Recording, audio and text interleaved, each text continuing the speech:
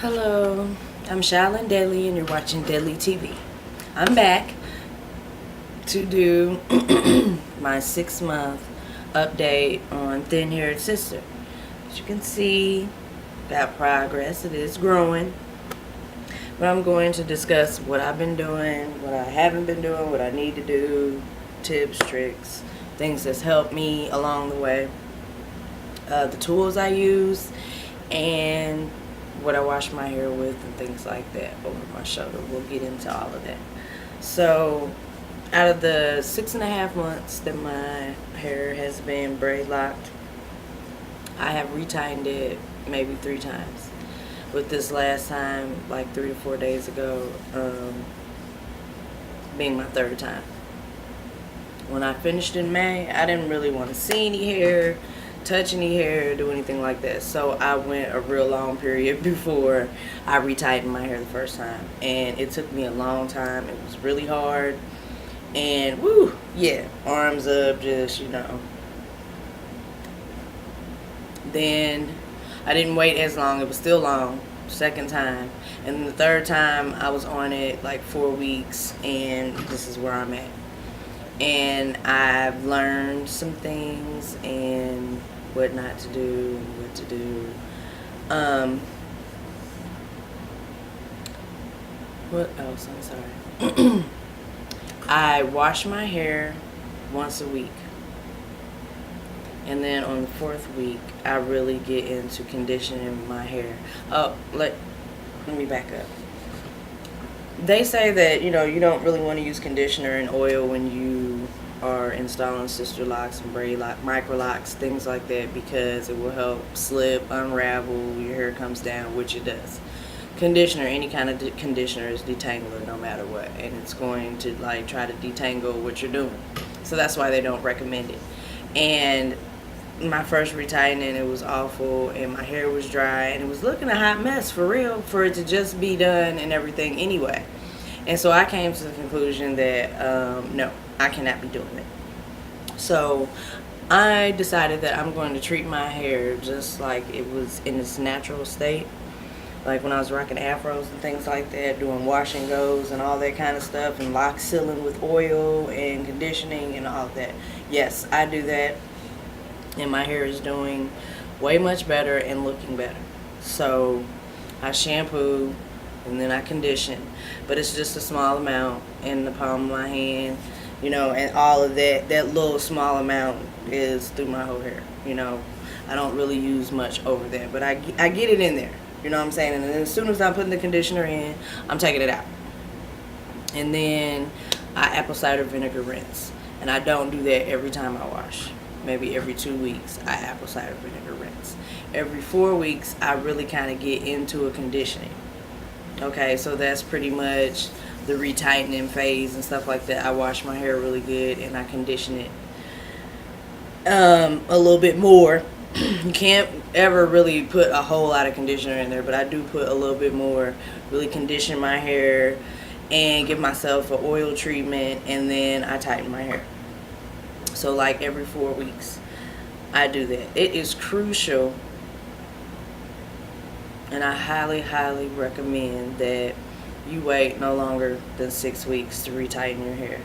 And if you choose to do this hairstyle, you're really going to have to be committed to that, because in the beginning stages is not when you can be lax with your hair and let it go and things like that. That's for when your hair actually matures into some dreadlocks, or into the sister locks, however you want to phrase that, or the micro locks, when it's actually locked and your hair knows what it's doing.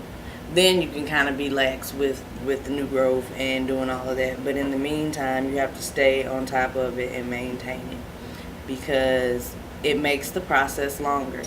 And then it's going to make it to where you don't even really look forward to doing your hair or wanting to do your hair, and then it gets into a whole nother process.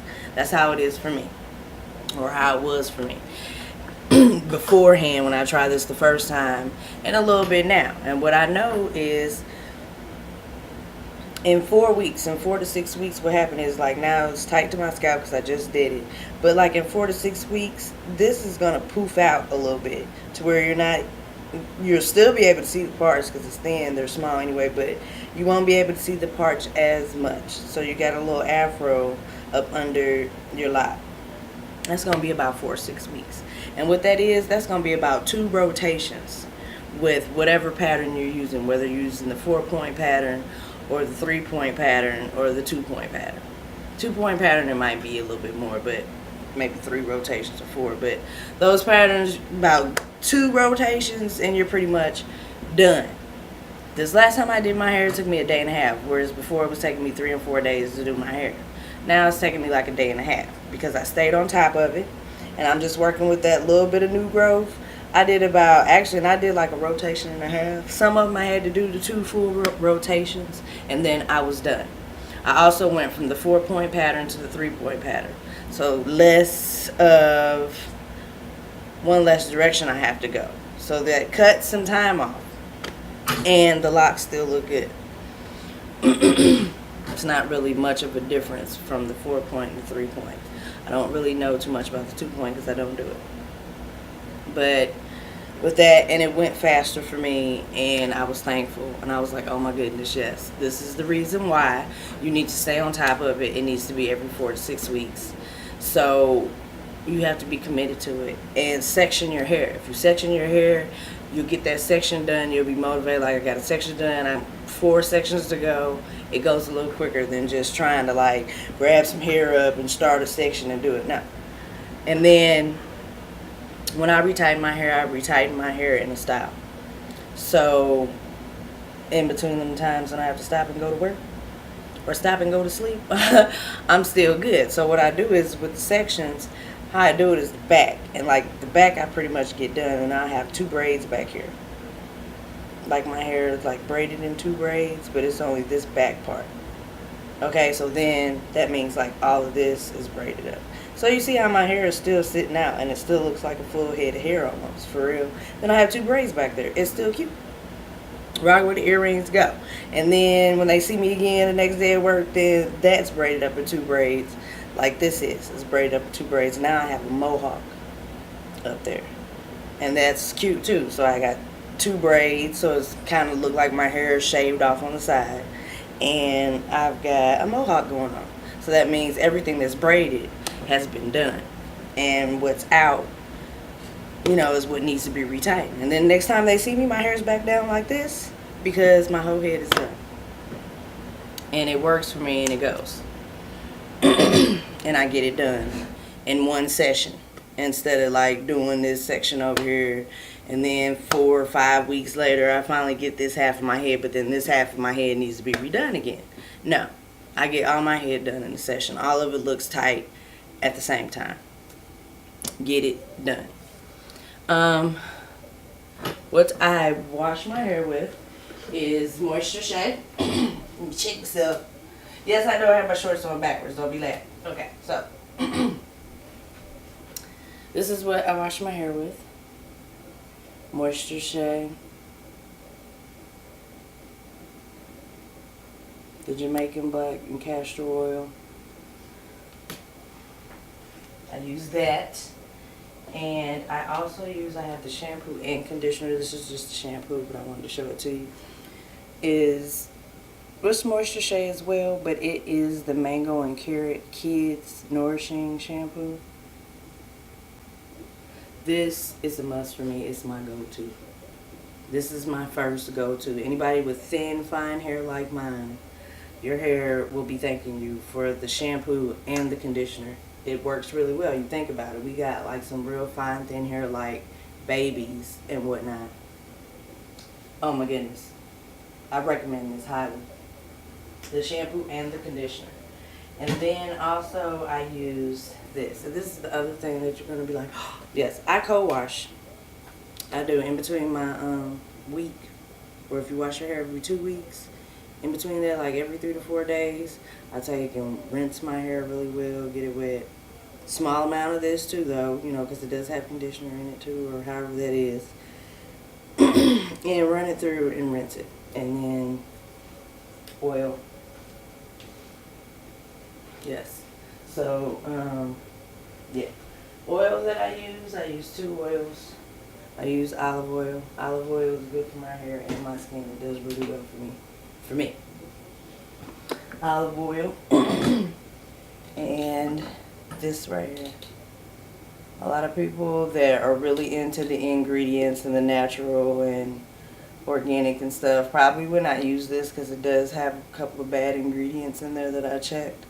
But my hair does really well with this. And it's more oil in here than it is the BS, whatever. And it says no sulfates and no parabens. That's true, but it does have the cones, the trimethicone, that's in here. And they said fragrance, perfume is not good. Parfum. But that's in here. But it is Palmer's Cocoa Butter Formula with vitamin E, moisturizing hair oil with peppermint oil and keratin. And I just take and spray this directly on my scalp. Not so much my hair, but my scalp. And then I take and just run it through. This really helps with itching. It is amazing. And my hair actually likes it and does really well with it. I don't really get into a lot of it, but you know, the only time I get into a lot of it is the other thing I told you every 4 weeks because you're getting ready to tighten it and whatnot. I take and spray my scalp down really good with this. And then I wash and condition and all that kind of stuff or whatever. So like on the 4th week, I really get into like a real serious hair treatment versus the other 3 weeks. I'm just like kind of shampooing and moisturizing a little bit. But yes, pump spray, good stuff. The other thing I think I told you about the stocking caps there. That's what I'm spraying into the stocking caps. I use stocking caps. Yes, I do. My hair can breathe. It loves it. It stays on my head. When I wake up in the morning, my hair is still in the stocking cap. The tools that I use, my go-to tools. The little cloth ones you can get at Walmart. The little small ones. I use these for banding when I wash and how I band. Because banding, they actually have banding rubber bands or whatever. And you would like put it right here. And then this area right here would be banded. And then the top would be open to hold it together. So when you wash your hair, it's not unraveling and things like that. But you leave that space in the top so you can run your fingers through and shampoo your hair. And you band your hair all up in sections like that. That's how you're supposed to wash your hair, and that's how I do it. But what I do is I just use one because I don't have that. So I just, do this at the top and leave the top out. And this is what I really kind of put conditioner on too, because this is braid and hair that's come down out the braid, so it's like curly. Looks really cute. But I do it like that, and then I got that space. And take my time and shampoo my scalp, get my scalp clean. That's how I do that. So these, of course, my trusty clips to reinforce my sections of the ponytail sections, to reinforce and to hold, and so I can actually work on the one I'm working on. And my go-to right here. A rat tail comb with the metal end, because it glides smooth and it's good for itching.